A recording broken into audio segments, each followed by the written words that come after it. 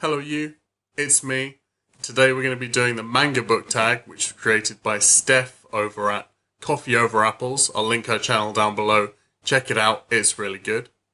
I'll be tagging some people on my Twitter to do this tag because I think it's a really good tag and we should all keep it going. So follow me on Twitter if you're not already. Let me know if you'd like to be tagged. Hopefully by the time I get to editing this video, I will have mastered the putting a picture on the screen by my face, which I'll need to do for the manga stuff because I don't own any physical mangas. I read them all online like an absolute villain. So this is a set of 9 questions that can have bookish answers or manga answers, depending on what you prefer. I'm going to try and do both, even though it's been a little while since I've read any manga, but I'll give it my best shot. So let's crack on. Question 1. Call Me Senpai, a book that made you cringe. Paulo Coelho, I think that's how you pronounce it, their novel The Valkyries. Honestly, I can remember so little of what actually happened in the storyline of that book. But the main character's attachment to her really emotionally manipulative husband, her excusal of a lot of his trash behaviour. Honestly, I read this whole thing with a grimace, and it just seemed like the message of the book was really along the lines of, you just gotta have faith and believe in your husband, and he knows what's best for you, so don't question him. And it was really cringy. It's not a good message. Easily in the top 3 worst books I've ever read. Top 3? Bottom 3? The big 3. My manga answer to this, I'm really sorry, but it's early Attack on Titan. And I know this has so many fans, but the art style in the manga early on and the quality of the manga just seems so lazy and absolutely dump truck terrible. Listen, I don't think the manga is that great anyway. It's a well-animated anime. There are some good fight scenes, some great voice acting in it, but the whole storyline is just, for me, it was a bit eh. But the art style in the manga is what really got me cringing. Question 2. Super Saiyan 4. Favorite character development. Harry Kyo in Necroscope. With how the question is kind of Super Saiyan oriented, it makes me think that it means favorite character development in terms of power climb, maybe? And in terms of coming to grips with what he is, learning to use his new powers, how he acquires new powers, the things he's been through emotionally, the physical places his adventures take him to. This guy has been through a lot, so it's got to be Harry Kyo. This is, and I know this is a hot take, this is the best vampire series that has ever been written, in my opinion.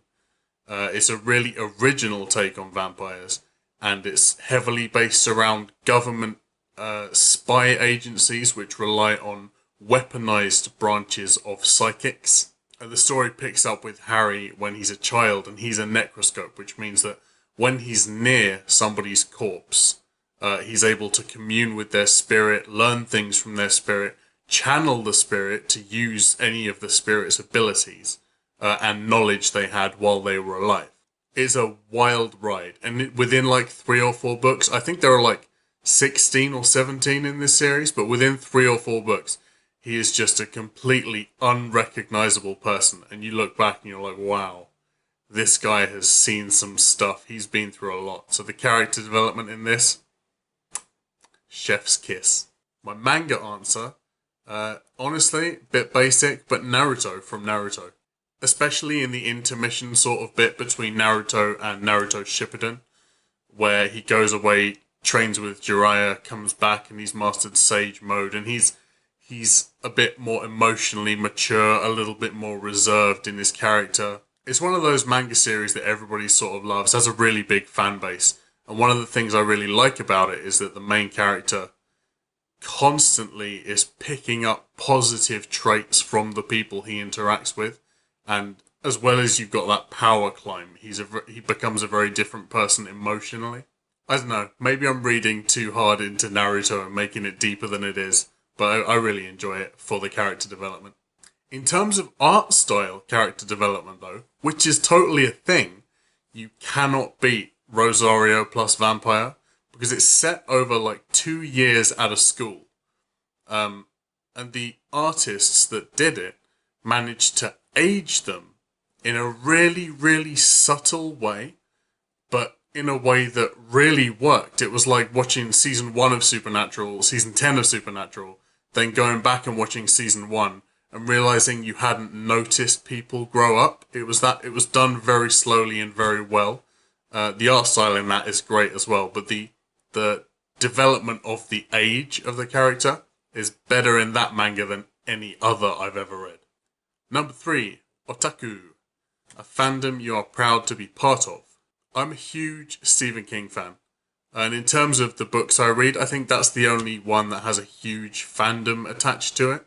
Mostly it's just me reading a standalone book and being like, I wish I had somebody to talk about this with.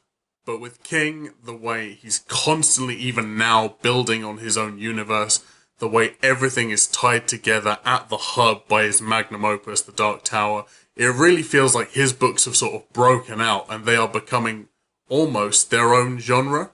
He's broken free. This guy is transcended. He's in the spirit realm now.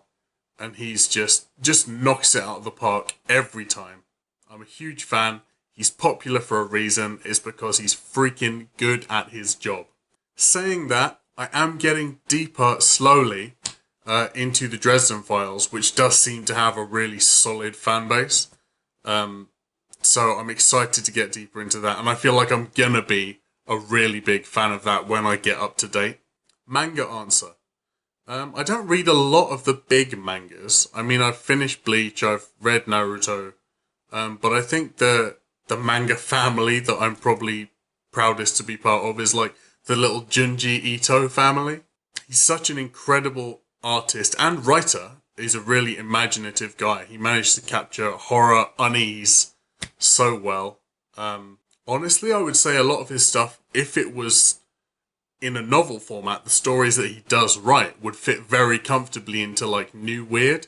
And he's such a precious, lovely guy in real life. Watch some interviews with him. He really is such a chill and sweet dude. Number 4, a cover that is well executed. I'm going to gush a little bit now about the best cover I've ever seen.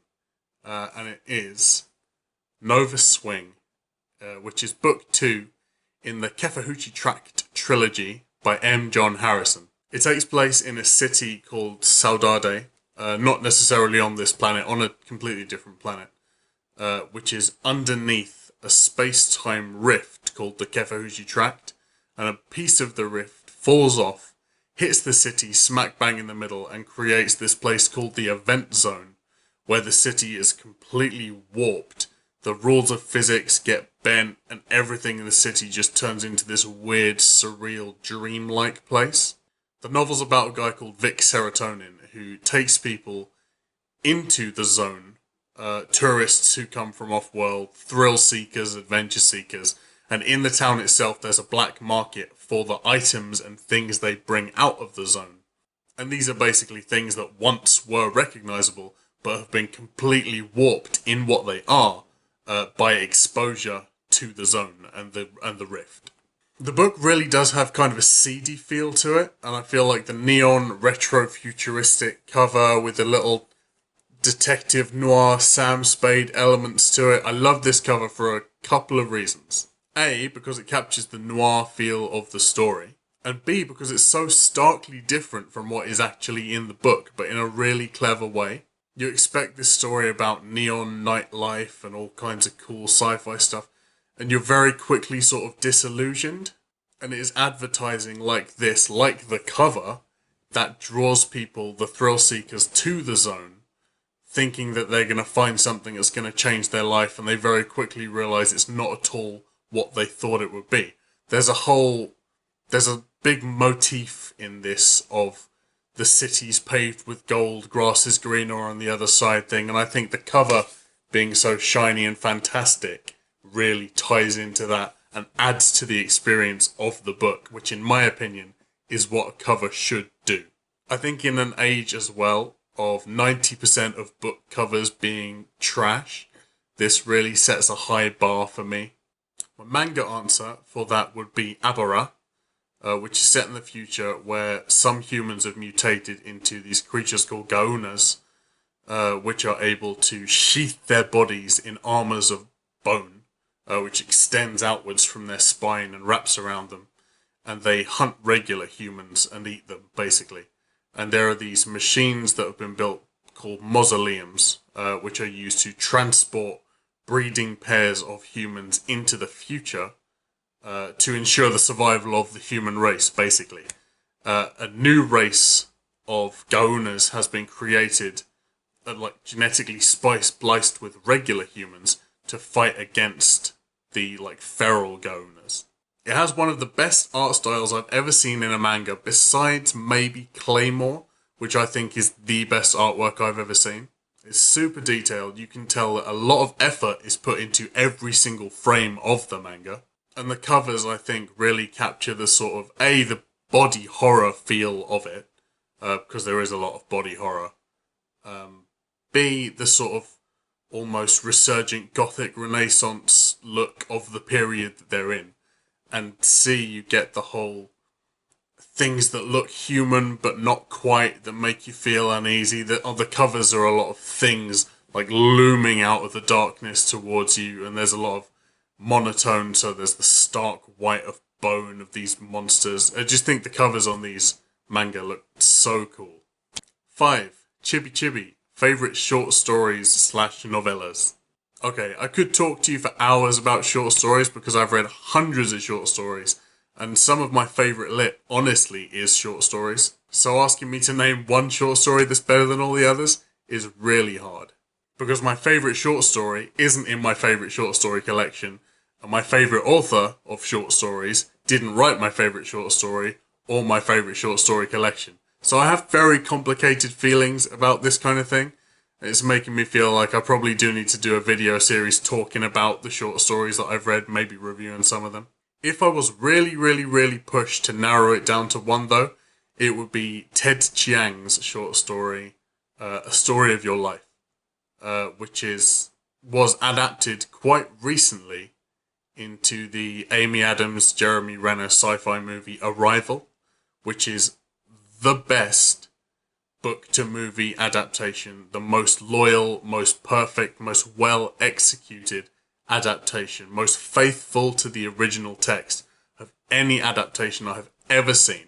It's in a lot of short story collections, but for a short story, it is actually quite long. It may even be a novella, but it has been anthologized a lot because it is so good.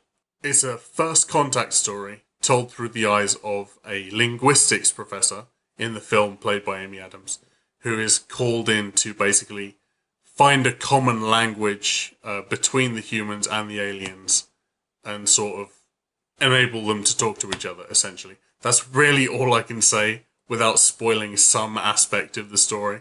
But if you take anything away from this video, please read that or go and watch Arrival because they are so good. Manga answer. Right, I need your help.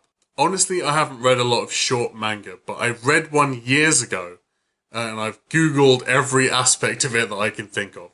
And if you can help me figure out what this manga is that I've lost, or tell me that I'm crazy and I dreamed it, I would be appreciative either way. So it was really short. It was like 10 chapters long. There's a guy who wakes up in a cell. He's sort of a nerdy, very nervous office worker, businessman type figure. And he's in a cell with a guy who is an ex-convict or a convict, and is a very aggressive, violent guy. And they're allowed to call down to the cell whatever they want. Food, drink, entertainment. The only thing they're not allowed to ask for is clocks, I think. Or TV or something like that. So he orders food down, and the guy who's an ex-con just keeps ordering alcohol, alcohol, alcohol. There's all violence, confrontation, aggression, like tension rising between them because neither of them know why they're there. They're trying to escape. And then one day, one of the walls of the cell slides up and there's a plate glass wall with a totally naked woman behind it, and to elicit some reaction out of the men. And it turns out it's like a psychological experiment and they're being tested or something. I remember really loving it. So if you know what that manga was called, I would really love to read it again. So help me, please. What is it? Number 6. Zettai, an author you want more from. China Mieville, please. He's my favourite author. He's such a talented, amazing, genre-founding guy, being one half of New Weird and the other half pretty much being M. John Harrison. I would honestly 5-star every book that he's ever written. Maybe except for Red October, but that wasn't a fiction. It was sort of a story retelling of the Russian Revolution, and I'm not a big history fan. It was still a well-written book, but I'd probably give it 4 stars because it's like a subject that I don't enjoy. But there was drama a few years ago. I think he got threatened by some fans, or people showed up at his house. People were talking trash about him on the internet, spreading all kinds of nasty rumours. I think he just got tangled up in some horrible stuff with some really nasty fans. And I think he stepped out of the limelight for that reason. He hasn't released anything since Red October, which was in like 2016. But he hasn't any fiction. He hasn't released any fiction in a while now. So if you're out there listening somewhere, I just really hope you're okay. And I'm sure I speak for a lot of people when I just say that I want you back. My manga answer is Toshiaki Iwashiro, and I want more from him because he wrote Siren, which is the best manga I've ever read. And he hasn't really done anything either since like 2015 when he worked on Kagamigami. Siren is about people who get abducted to what appears to be a parallel version of Tokyo through these mysterious phone booths. They're forced to play these rounds of a game and fight for their lives against the monsters that live there, while the atmosphere in this place brings out everybody's latent but innate psychic ability, and everybody gets these really strange powers that are so unique, very original powers, and they use them to fight in these rounds against the creatures. Super inventive story with twists I did not see coming at all. Loved every single chapter, and I'm so sad that it ever had to finish because it was just amazing. If the author was to bring out something on the same level of Siren, I would be absolutely over the moon, and I would definitely read it. 7. Tropes you always enjoy. My book answer is the alien artifact trope. Humans fighting over artifacts that have been left behind by another civilization. We don't really understand the way they work, the consequences of how we use them. I think it's a real trope that you are able to be very original and inventive with if you choose to be. And it's actually the subject matter of my 3 favourite books. Gateway by Frederick Pohl, Embassy Town by China Mieville, and Roadside Picnic by Boris and Arkady Strugatsky. Amazing, really amazing books, and it's such a good topic. Second to that is probably First Contact. I love First Contact novels, but alien artifacts, lovely. My favourite manga trope, I don't know what it's called, actually, but I've heard the phrase villain eclipse thrown around a few times, and it is hilarious. It's when early on you get villains that are a huge threat and really genuinely scary, and later on bigger and bigger and bigger threats are introduced until the first villains, the early villains, seem like an absolute joke in comparison and almost become comedy relief characters.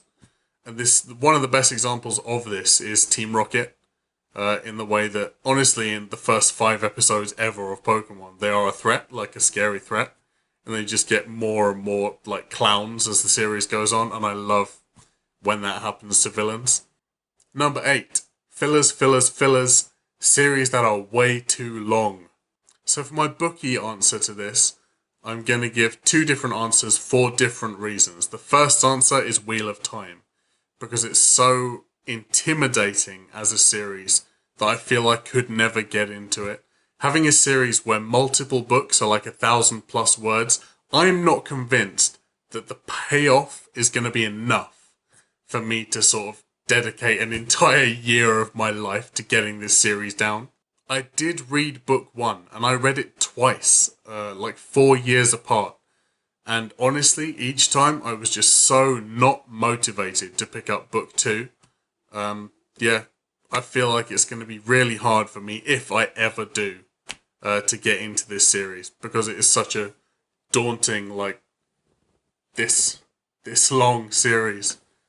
Yeah, it's just wild. I can't see myself really being a fan of that kind of thing. My second bookish answer to this question is Dune. For the reason that sometimes authors need to know when to just walk away from a franchise. Book 1 was perfect. Book 2 was kind of weird. Book 3 was weird too, but kind of had a conclusion to it. And now there's prequels and sequels and spin-offs. And I've just seen over on Daniel Green's channel that there's another Dune series of books coming out. And it's just like, oh, come on, guys. I've tried a bunch of them. I really have tried a bunch of them.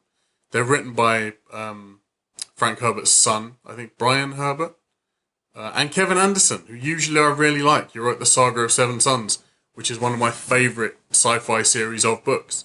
But the Dune series the Dune books that are not in the original trilogy just really do not hit the same as the original. Yeah, just too long. Should have just left it at 3. In my mind, I like to pretend there's only 3 Dune books. Sometimes I like to pretend there's only 1. My manga answer for this one is One Piece. Honestly, I love this manga, and I love the show. The season 1 theme tune gets me more psyched than like any other manga theme tune. It's so good. But I feel like it's something I'm never going to be able to catch up on unless I dedicate so much of my time to reading it.